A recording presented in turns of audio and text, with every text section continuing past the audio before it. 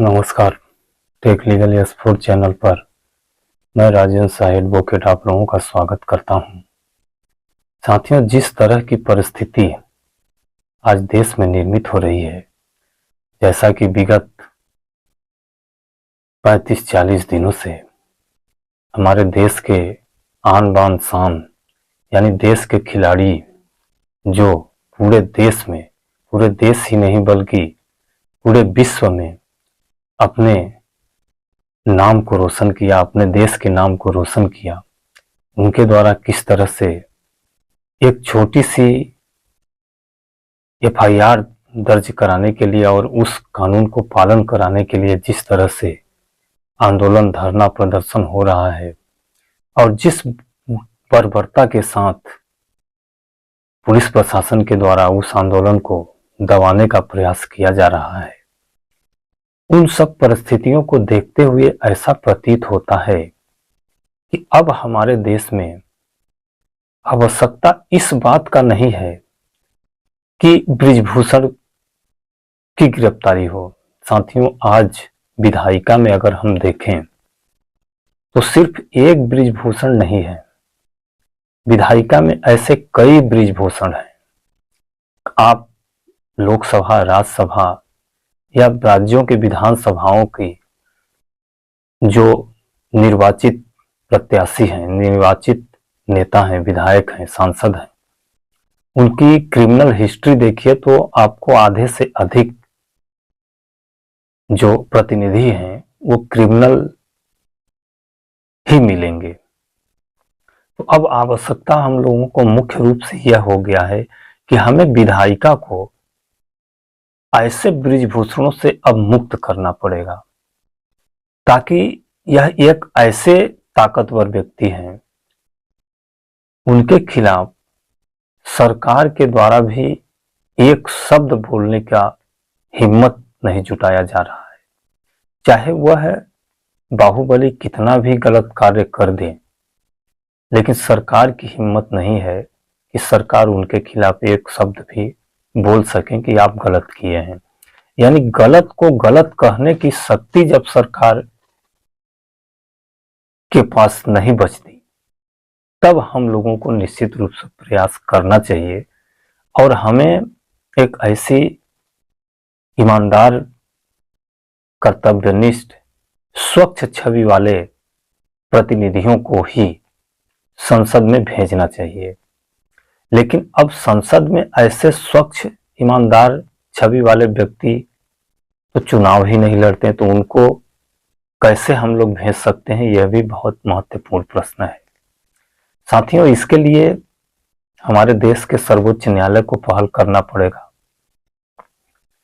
या कि इलेक्शन आयोग को पहल करना पड़ेगा। अगर इलेक्शन आयोग इस पर पहल करे कि जिन प्रत्याशियों का क्रिमिनल हिस्ट्री हो, आपराधिक रिकॉर्ड हो, ऐसे व्यक्ति चुनाव लड़ने से वंचित हो जाएंगे और ऐसे व्यक्ति को चुनाव लड़ने से ही रोका जाए, ताकि सरकार ऐसे व्यक्तियों के खिलाफ कड़ा एक्शन ले सके। साथियों, जिस तरह से हम सब जानते हैं कि जो भी घटनाक्रम हुआ, जैसा कि एफआईआर की नकल इंडियन एक्सप्रेस में छपा, उस एफआईआर को देखने के बाद ऐसा प्रतीत होता है कि निश्चित रूप से जो एफआईआर में लिखा है, उन एफआईआर को देखने के बाद किसी साक्ष्य की आवश्यकता नहीं रह जाती। साथियों, यह जो अपराध उनके ऊपर लगाया गया है, उस अपराध का कोई आई विटनेस नहीं होता, उसका कोई साक्ष्य नहीं होता, उसका कोई ऑडियो वीडियो नहीं होता। ऐसे अपराध के लिए परिस्थिति जन्य साक्ष्य, सर्कमस्टेंस एविडेंस बहुत महत्वपूर्ण भूमिका निभाते हैं। और परिस्थिति जन्य साक्ष्य ये कहता है कि इन खिलाड़ियों के साथ यौन दुर्व्यवहार हुआ है। जब यौन दुर्व्यवहार हुआ है, परिस्थितियां ऐसा बताती हैं, उन एफआईआर को पढ़ने के बाद, तो आज दिन तक सरकार का मौन रहना, सरकार का एक शब्द भी अपने बाहुबली सांसद के खिलाफ न बोलना, ऐसा प्रतीत होता है कि सरकार निश्चित रूप से उनके दबाव में है। और सिर्फ एक बृजभूषण नहीं है, ऐसे बहुत सारे सांसद हैं, बहुत सारे नेता हैं जिनके दबाव में सरकार को कार्य करना पड़ता है। तो अब साथियों, चूंकि आंदोलन हो रहा है, 9 तारीख तक का अल्टीमेटम दिया गया है खाप पंचायत के द्वारा, और मुझे लगता है कि 9 के पहले उनकी गिरफ्तारी भी हो जाएगी। लेकिन साथियों, सबसे अहम सवाल ये है कि सिर्फ एक बृजभूषण के गिरफ्तारी होने से क्या हमारी विधायिका निष्पक्ष हो जाएगी?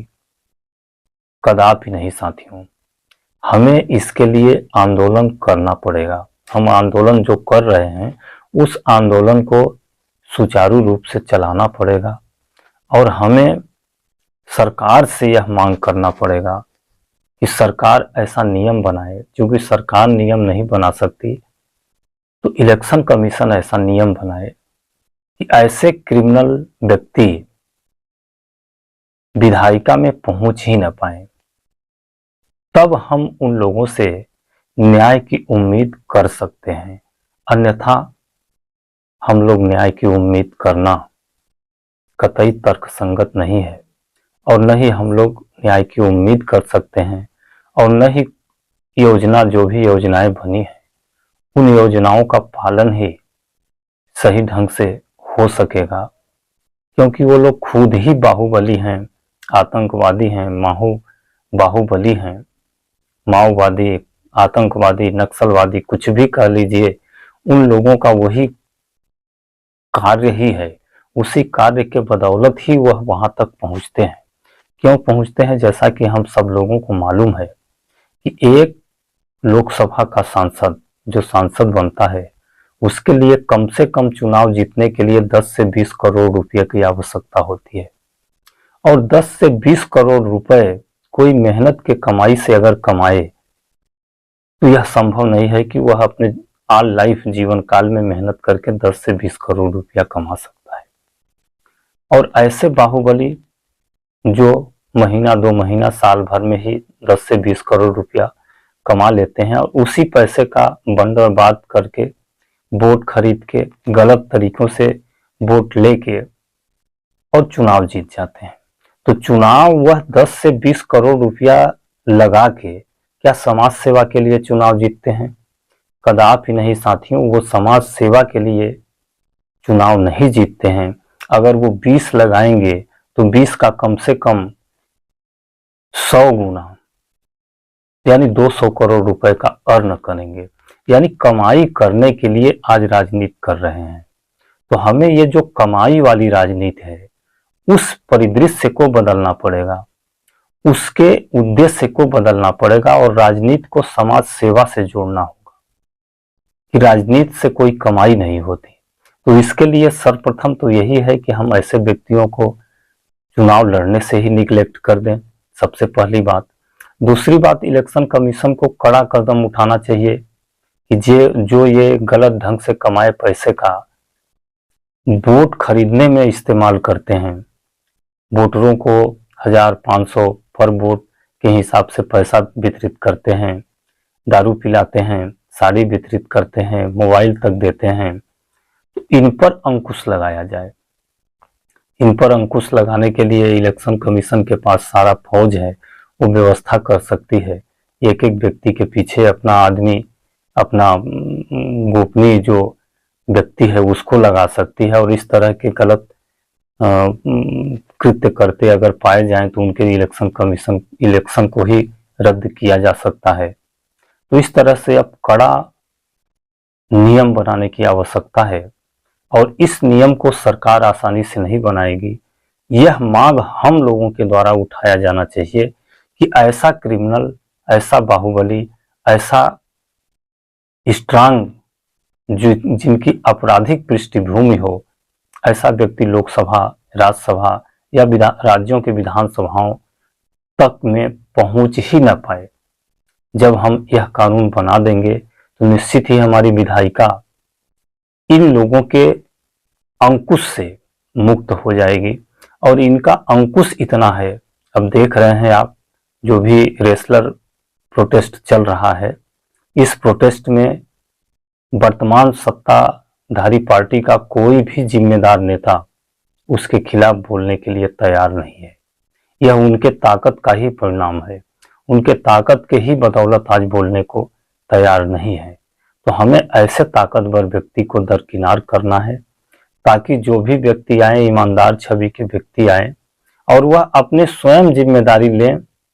अपने नैतिकता के आधार पर अगर इस तरह का आरोप लगे तो वह खुद निर्णय लें और खुद पद से अलग हो जाएं, किसी को कहने की ही आवश्यकता न पड़े।